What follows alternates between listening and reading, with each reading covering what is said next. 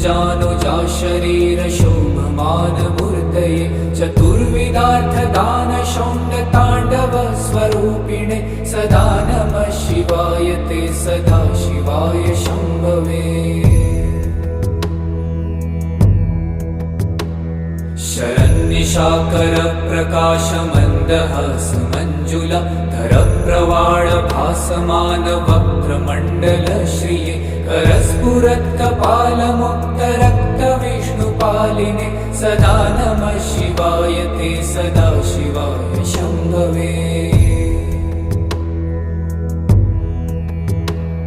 सहस्रपुण्डरीक पूजनैक शून्य दर्शनात् सहस्रनेत्र कल्पितार्चनाच्युताय भक्तित सहस्रभानुमण्डल प्रकाश चक्रदायिने सदा नमः शिवाय ते सदा शिवाय